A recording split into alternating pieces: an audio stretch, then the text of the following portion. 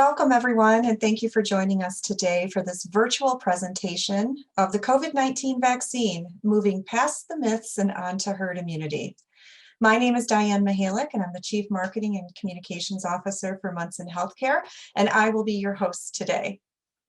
So we all want to move past the pandemic and back to our normal ways of life. And as the COVID-19 vaccine has become more widely available in all of our communities, we recognize that this could mean a lot of hope and excitement for some people, but could also cause a lot of worry and concern for others, and also cause a lot of questions that people may have. So today we'd like to help arm you with some information you need to make an informed decision about whether or not the COVID-19 vaccination is right for you. We'll start with a brief update on the state of COVID-19 pandemic and specifically what we're seeing at Munson Healthcare. Then we'll address commonly asked questions and myths about the vaccine. And during the presentation, please feel free to submit your questions to us. We will try to answer as many questions as our time allows us today, and you can submit them through the Q&A session or panel on the Zoom call.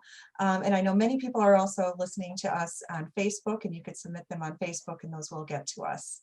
So now I would like to introduce our keynote speaker today, Dr. Christine Nefcy, who's the Chief Medical Officer for Munson Healthcare. Welcome, Dr. Nefcy. Thanks, Diane. And I will need somebody to start my video because it's been turned off by the host. I just sent you an invite to start. There we go. There okay. you go. Thank you. Yeah, so thank you for allowing me to join you on this presentation. I am happy to report that we are trending in the right direction here in Northern Michigan. I think the most telling slide is that section at the bottom there that shows our graph.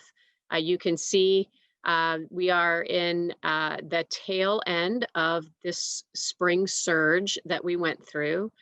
Currently, the state of Michigan is at a 6.9% positivity rate. If you'll move to the next slide. You can see here in Michigan, we're at an 8.2% positivity rate. So, certainly higher than we would like it to be, but absolutely trending in the right direction and down significantly from where we've been in the past weeks. You can see too our regional breakout for how many of our total cases and total deaths that we've had. We do have patients in our hospitals still and continue to see some of that, but certainly much better than we have been. Next slide. And here's just sort of a reflection of that. We currently have 24 COVID positive patients hospitalized across the Munson Healthcare system, again, significantly down from where we have been in the past. Next slide.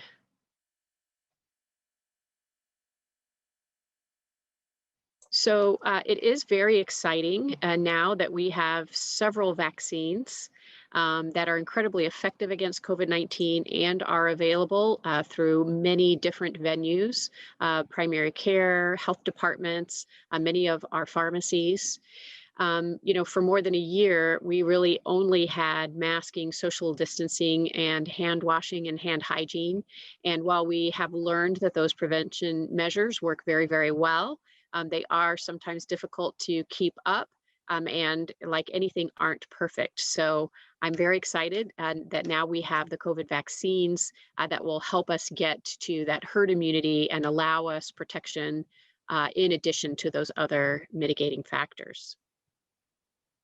It is important that people remember that while vaccines do a good job protecting us individually, it also helps with the community and giving a larger protection across the spectrum of age and disease in our communities.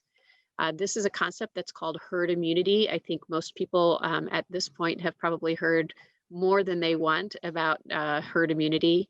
But what that means is when you have enough people in a region or a population that are immune to a disease, then you start to see there's no host for that disease to spread. And so the rates of that get much, much lower.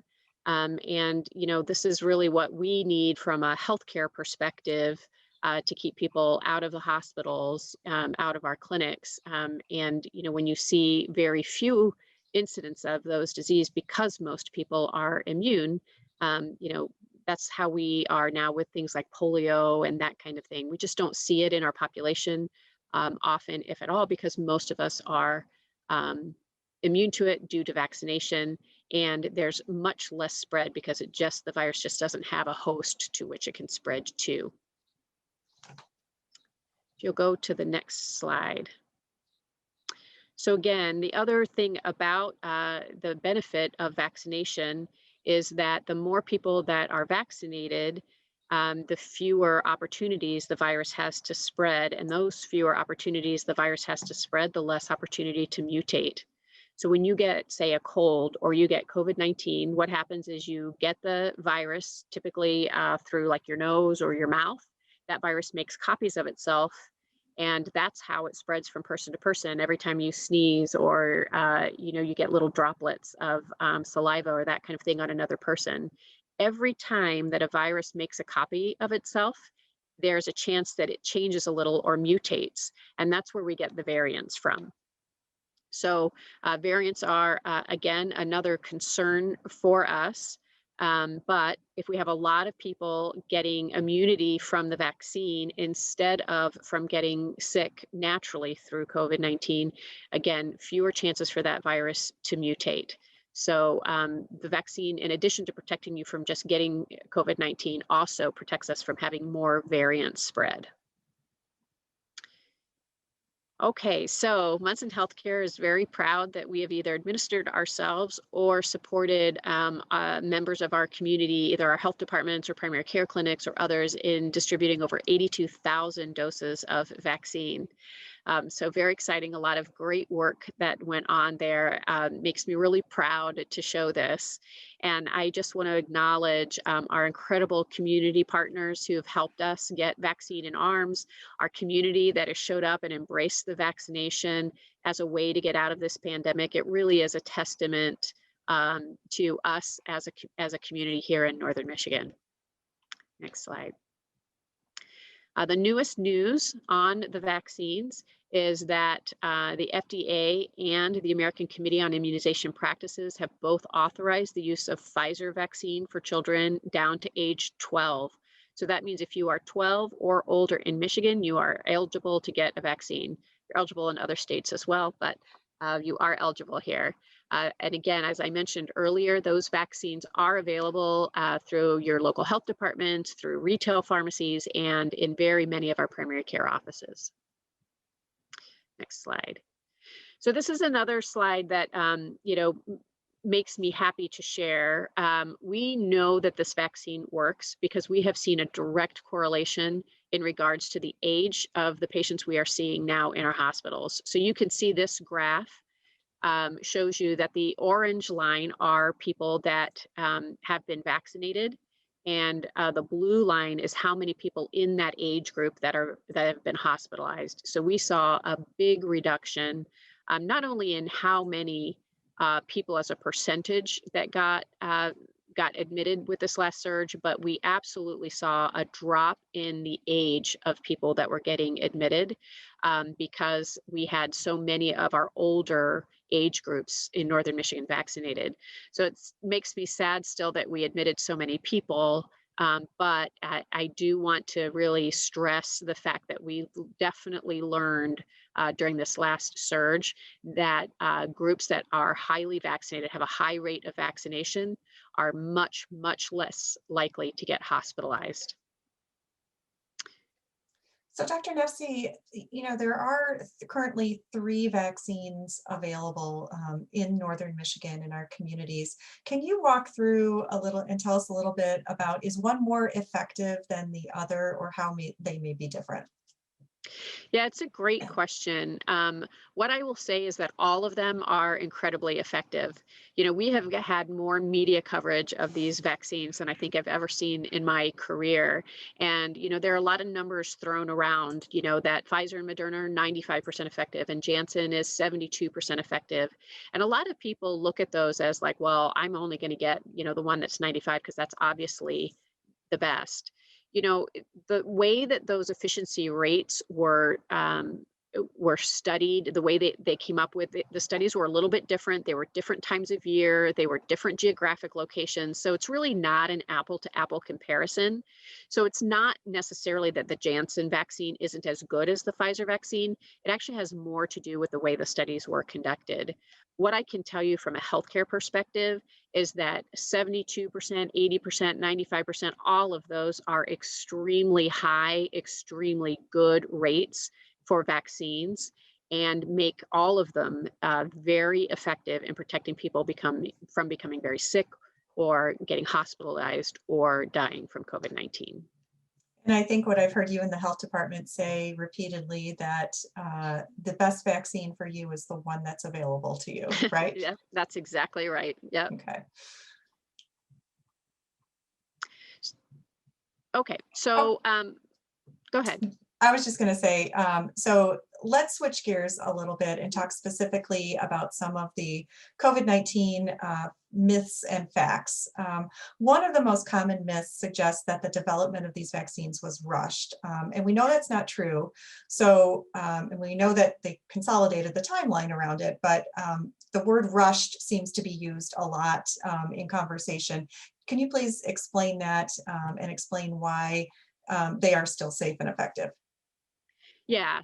So the reality is that the steps used to make and approve all of these COVID-19 vaccines were the same that we would use for any other vaccine, whether that's tetanus or whooping cough or the flu. Vaccines that we have all probably taken, even when we were little, when we were kids. The same process is used to approve the influenza vaccine, and we do that every year. So, we are, from a scientific perspective, certainly used to making vaccines and used to doing them annually in some cases. There are rules that every vaccine manufacturer has to follow. There are steps that every vaccine manufacturer has to go through. And really, there were a couple of differences in this one. One was focus and funding. So people remember Operation Warp Speed. There was an unprecedented amount of money and manpower and woman power that was put into developing these vaccines. The funding and the sheer number of organizations that were working on this, as a result of the urgency of this pandemic and the loss of life, was really unprecedented. So that's step one. That's very different from what we typically see. The other thing is, often when we're developing vaccines, we'll do one step and then we'll stop and evaluate it, and then we'll do another step and then we'll stop and evaluate it. One of the things that people did here was overlap some of those steps, so they might start one age group before another one was completed, or different steps. They just sort of condensed it and overlapped those steps, but they didn't skip any steps and they didn't rush any steps.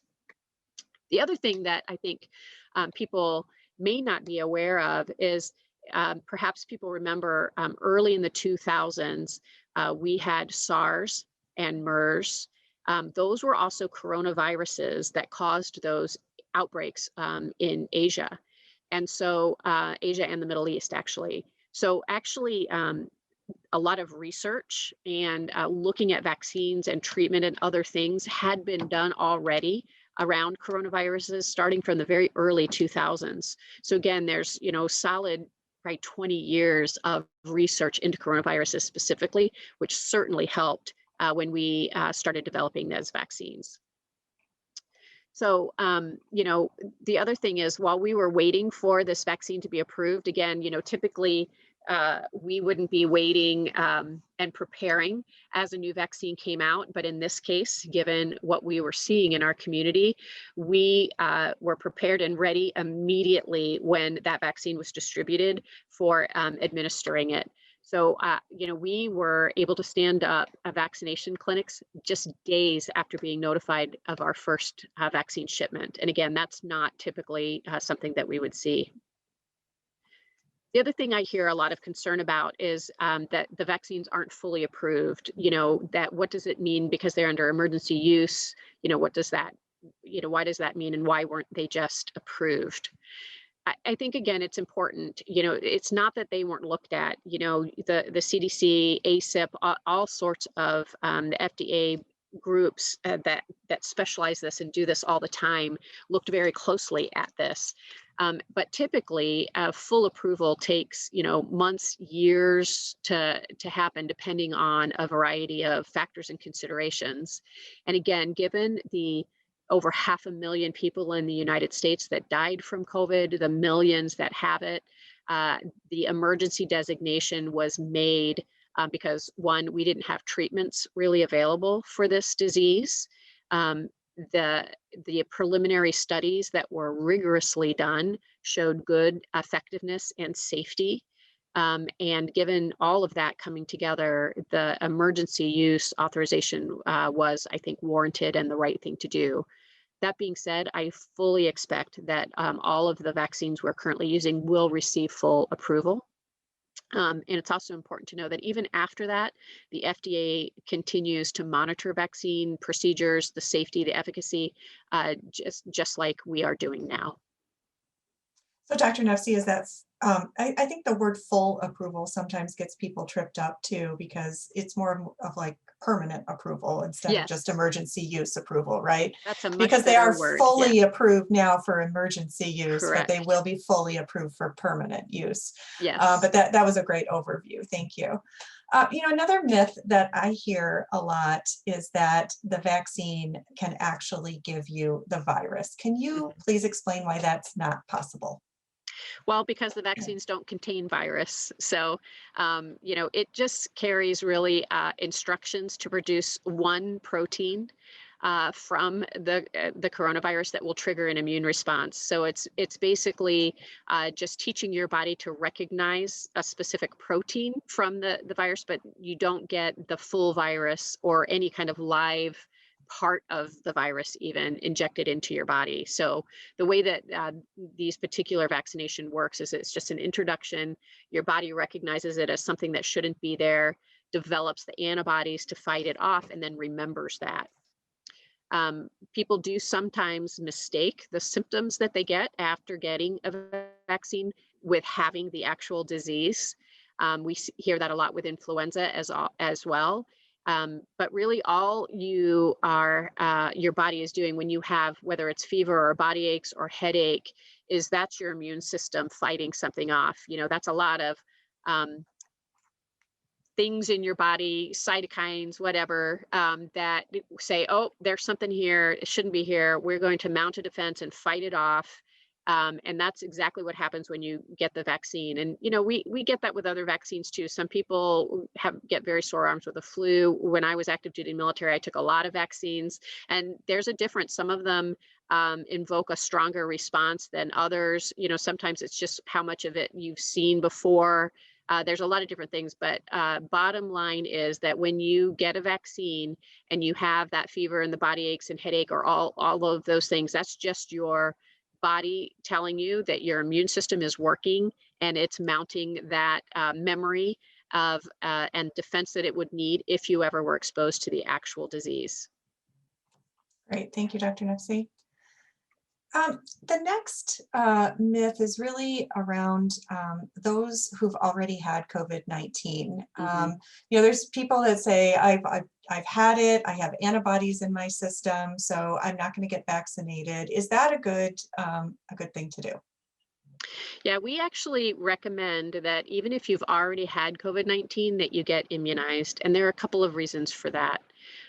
One would be that some preliminary studies show that you actually have 5 times the antibody response with the vaccine than you do with the virus itself. So you would have a higher level of protection with the vaccine than with natural disease. The other thing is with natural immunity, we don't really have any good studies to show how long the immunity lasts from that. And we've had people who got sick from COVID-19 get it again after about 3 months or so. So we're not really clear yet how long the antibody response lasts from having natural disease. And frankly, that's been one of the challenges all along with this pandemic, is that we're learning as we go to a degree. Um, but we know that from the vaccines itself, they are at least still very effective out to 6 months. I mentioned earlier that ongoing studies are happening with all of the vaccines we have. So we would expect to have, another report out in 9 months after we've started, and again at 12 months. What we know so far is that you get a better antibody response and likely a longer antibody response from getting the vaccine than you do from natural disease. The other thing is we really have no data on how having the original form of coronavirus in natural disease protects you from some of these variants that we're seeing. We do know that the vaccines do provide protection against those variants. And the other real reason is that, if we waited for everyone to get the disease to have herd immunity, we'd be waiting for years, and it just doesn't happen that way. Vaccines are the safest, fastest, easiest, and most effective way to reach that herd immunity. Yeah, so what I heard you say is that I'd really kind of be taking my chances in trying to understand how many antibodies I may have built up if I had COVID-19, but the vaccine would be much more effective. And if I just wait to get COVID-19, I'm really risking some other health issues as well, just because of how Absolutely. we've seen this virus impact perfectly healthy individuals. So that kind of gets to my next follow-up question. I've had a lot of people say to me that, well, I'm relatively healthy. I heard this a lot in the beginning of the pandemic, where younger or healthier people were saying, I'm going to save the vaccine so that the elderly or people with the compromised immune systems and that can have it, because there were supply chain issues. Yep. But now that it's more widely available, should healthy individuals still take their chances or wait, or just continue to eat healthy and exercise? Or, what should they be thinking of in terms Yeah. of the risks? Well, as a physician, I'm always going to recommend that everybody eat healthy and exercise. And, if that was all we needed to get through life disease free, it would be a very different world. Unfortunately, I think we were lulled into complacency a little bit early on in the pandemic. We knew that this disease was very severe among our older population and those who have comorbidities. And so I think a lot of people thought, well, if I'm young, I don't have to worry about it. What we've learned over the last year, though, is that we have a lot of younger individuals that can get very, very ill from this as well. And unfortunately, as a pediatrician, even children. So I just saw a stat. I think it's like 1 in 9 children that get COVID will end up in the hospital from it.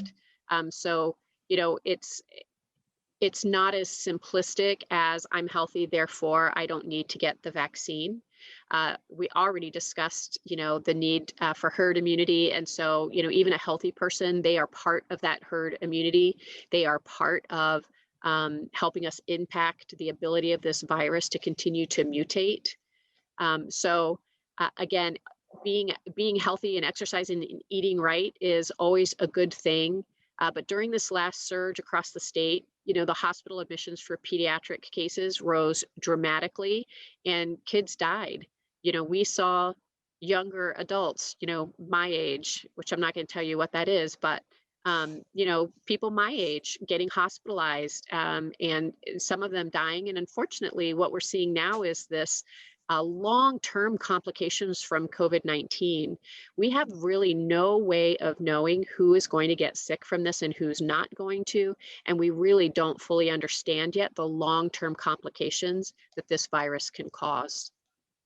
So, Dr. Nefcy, you mentioned the variants earlier and talked about those. So if people are hearing that these vaccines are they protective against the variants, I should ask? And, because I think there's some people saying, well, if it's going to mutate anyway, just like the flu kind of changes every year, I'm not going to bother, because maybe by the time I get vaccinated, it won't protect me against a new variant that might come out. Could you speak to that for a minute? Yeah, sure. Again, it's a great question. And there are a lot of ongoing studies done by all of the vaccine manufacturers to understand the effectivity of their a current vaccine against the new variants. So far, the news has been very good. They look to be quite effective against the variants that we are seeing. The other thing that we know is there's probably a little bit of cross protection. So, when you get, when your immune response to the COVID-19 protein is made, the proteins that change with the mutation and the protein that the vaccines are made against aren't the same. So you still recognize the COVID-19 variant, even with its new mutated proteins, and still would get at least a partial protection from it. And again, the most we can do, given the unknowns, is to get vaccinated, not only to protect ourselves, but the rest of our community, and especially those, our younger members and our immunocompromised members of our community that can't get it. I thank you for that explanation. I think the way you just described that was one of the best explanations I've heard about how the proteins work and how it could still help you protect against the variants. We're going to move on to our next myth now, and this is one that we hear a lot, which is that the COVID-19 vaccine is going to alter my DNA. Is that even possible? It is not possible. The COVID-19 vaccines do not alter people's DNA. Your DNA is in the nucleus of your cell. And with the vaccines, they don't go into the nucleus of your cell, so they can't alter your DNA. I'll just add on to the other myth I hear along with the DNA one, and that's on fertility. Again, there was a single false report from a single person that was very, very widely circulated on social media that this virus can cause infertility, that these vaccines can cause infertility. We have seen neither.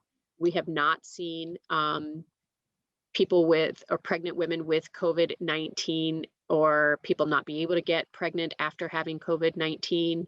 We do know that pregnant women are more susceptible because their immune systems aren't working quite as well. But there is no evidence, we have seen nothing to suggest that the vaccine or the virus causes infertility.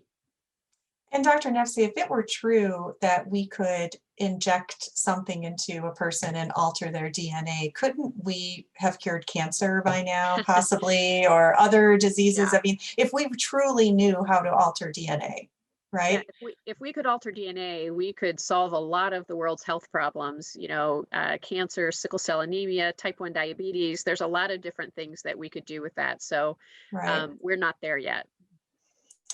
Something to look forward to one day. But so another thing that a lot of people talk about are the side effects of getting COVID-19, and many people think that there are some dangerous side effects. Just based on, I think, some recent news reports early on about the Johnson & Johnson vaccine. Can you explain to us what the true if there are any dangerous side effects, and sort of what's the latest scoop on the Janssen or the Johnson & Johnson vaccine?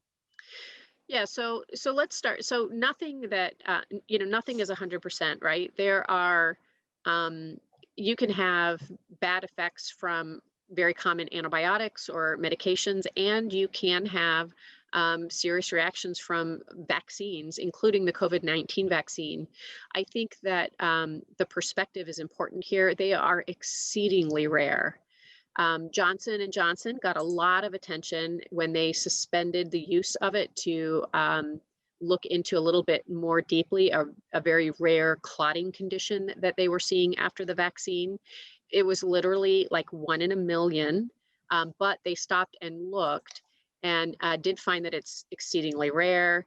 It's more common among individuals who've had clotting issues in the past. It's actually less than we would see with taking very common things like oral contraceptives or people who smoke, as an example.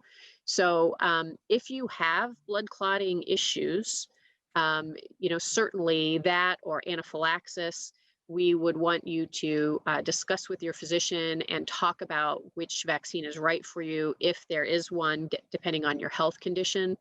But again, for for the normal, regular person, not meaning that people who have clotting issues aren't normal, but I didn't mean that, but for the average person, these are exceedingly safe vaccines. The other thing that's interesting is that we know that blood clotting issues are a really common complication of actually having COVID-19. And that risk is actually much higher than in getting the vaccine. So if you're looking at a safety measure, getting the vaccine is actually a better bet than getting COVID-19.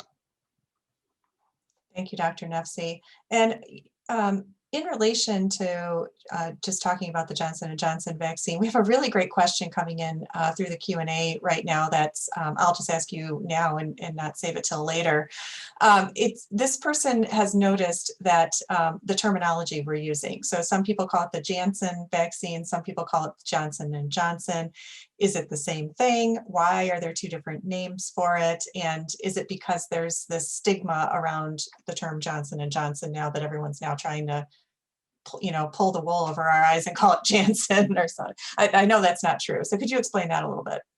Yeah, they're just both were involved in the manufacturing of it. So some people call it Janssen, some people call it Johnson & Johnson. It's the same vaccine. There's, And I think it's sort of when the pandemic first hit, and you would always refer to it as SARS-CoV, I mean, the full name, and then everyone else was calling it COVID-19.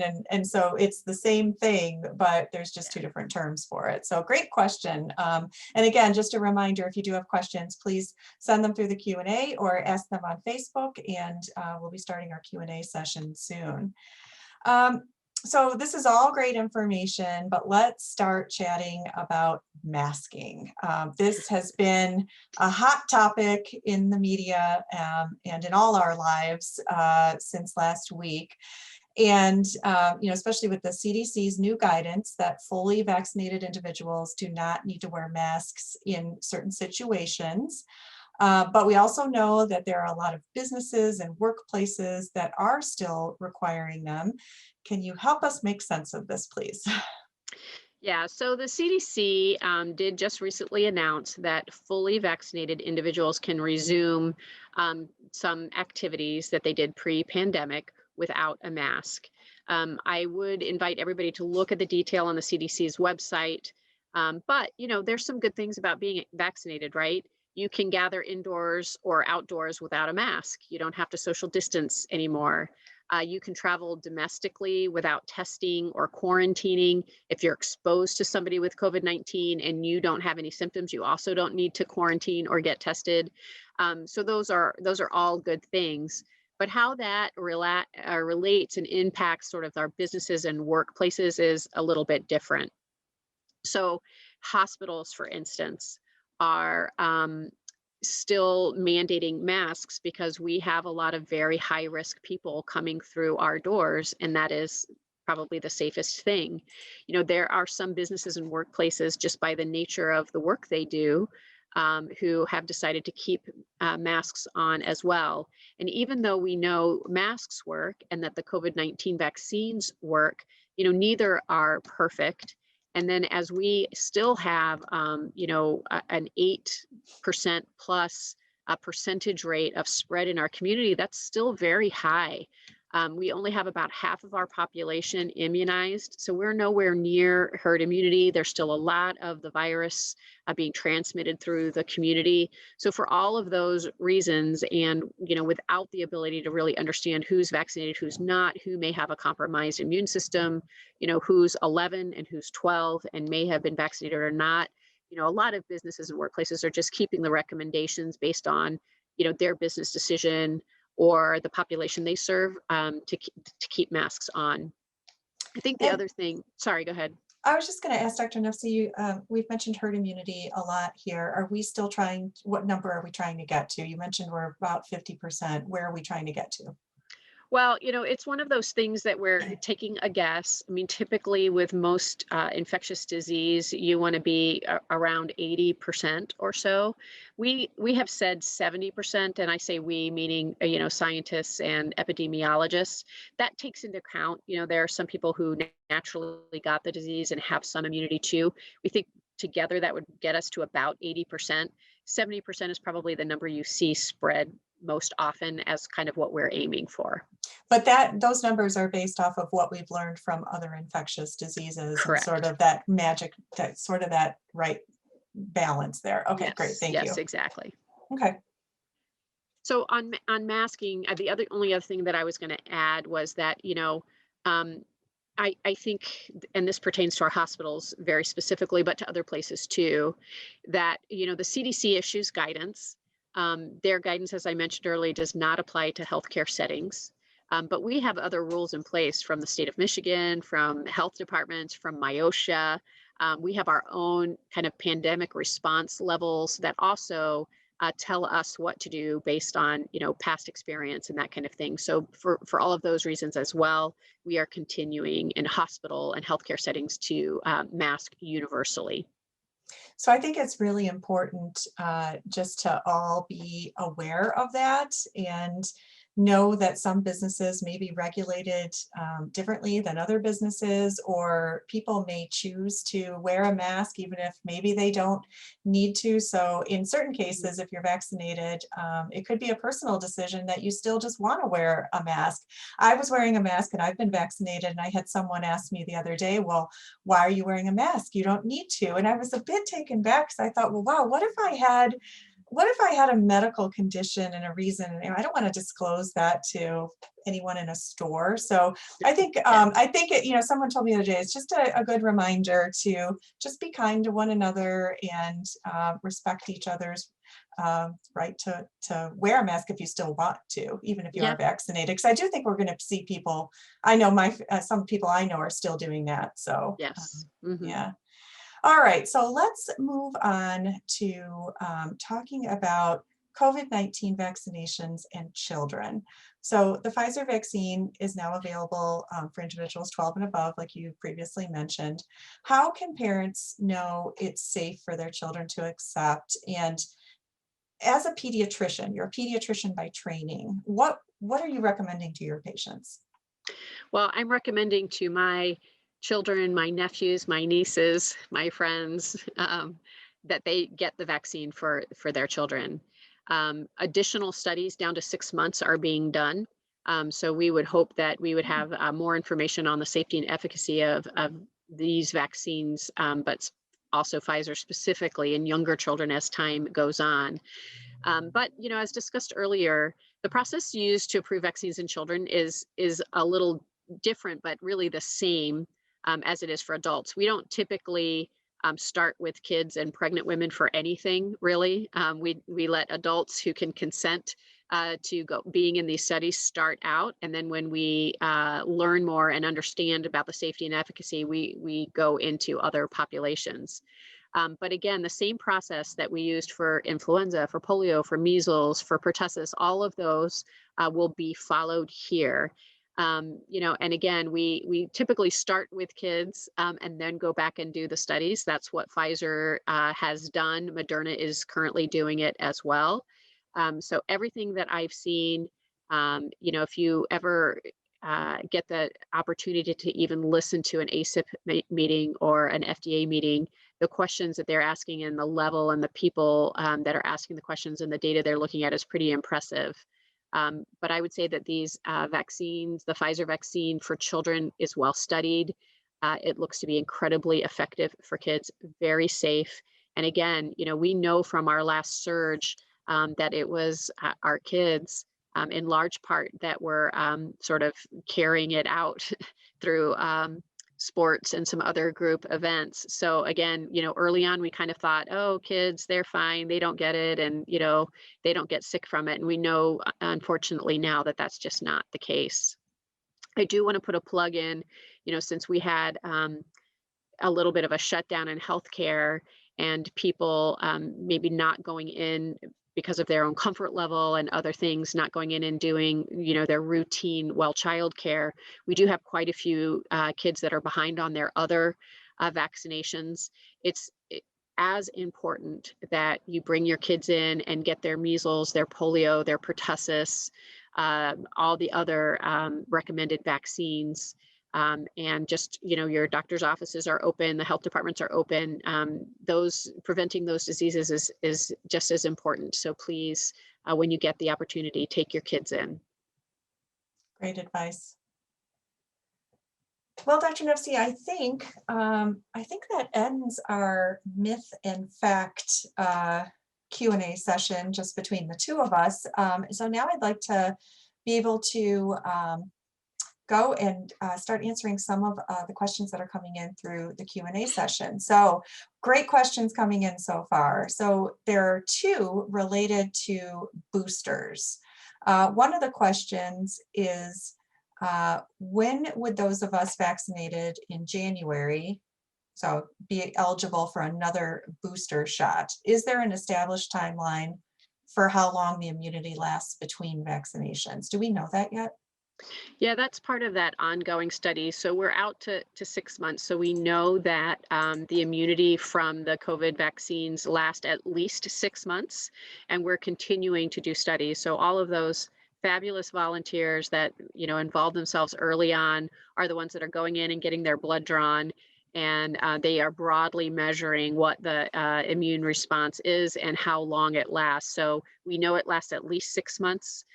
We will, I think I mentioned earlier, likely see more report outs at 9 months and 12 months, and they will use that data to decide whether and when we need a booster shot. So I think what you just said is an important distinction, because I think some of the conversation I've heard in the community, or heard people talking about, is that it only lasts 6 months and that's it. Well, it's only because we haven't been doing it for 6 we haven't been months. doing it for longer than Yeah. that. So yeah, so Yeah. we will know more. So that's great. So Yeah. the other question related to boosters is, are there certain people or populations or types of people that with different different immune diseases or something like that that would be more likely to need a booster, or do we just not know that yet either? Yeah, it's a good question. I mean, we certainly have a difference when we immunize kids versus adults for certain things based on their immune response.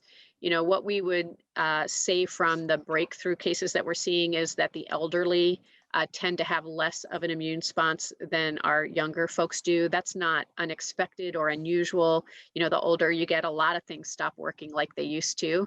And unfortunately, your immune system is one of those things. So that's all stuff that's being studied. Certainly, things like anaphylaxis, that will probably be a hard one. Certain disease processes where people can't get vaccines, those will continue. And again, just makes that broader argument for why herd immunity works. All right, our next question is COVID-19 more contagious than SARS? Yes, I would say it's probably likely more contagious. SARS was much more deadly. So, there's sort of a balance that a good virus does, where it doesn't kill off your host fast enough to spread the disease. So we were fortunate that MERS and SARS stayed relatively isolated to the areas they were, because people got so sick and it was so deadly. This one is less so, but certainly, significant compared to something like influenza, significantly higher than influenza. But yes, appears to spread quite easily. That's fascinating. I never thought of it, or I never really took that into consideration with SARS, that was one of the reasons why it may not have spread so much. Interesting. The next question is, and I'm going to paraphrase this one because it's a long question, but if someone has an elderly relative and they cannot get a vaccination, what do you recommend? Because is it safe to go visit that person? Should you still wear a mask? Should you be vaccinated? Can you give a little advice for people who are struggling, possibly having to care for an elderly person who can't get the vaccine? Yeah, I would say, I look at many of our elderly like I would newborn babies. They need to be cocooned and protected for different reasons. The newborn hasn't really developed their immune system yet. and an older person probably has the effectiveness of their immune system waning. I'd say especially if you have somebody that's known to be immunocompromised, even more so. So the best thing that you could do in that situation is immunize. And then, certainly if you are sick, you should not go see that person. When you go, though, when we have as high a community rate as we do now, I would probably still recommend masking around an immunocompromised person. But certainly all of those other things, and it's true during flu season, it's true now during this pandemic. Vaccination is one of the best things. We're fairly certain that it decreases your ability to spread it. It's not perfect. It's still that 1 in 20 chance for anybody. But yes, I would say continue to cocoon them. You know, wear a mask, wash your hands, or they should wear a mask at least, and immunize. Great advice. Thank you. The next question is on a similar note about immunocompromised individuals. The question reads, there have been some reports that immunocompromised individuals may not develop antibodies. Is that true? And if so, does this affect people who are taking medications that suppress their immune system? Yes, absolutely.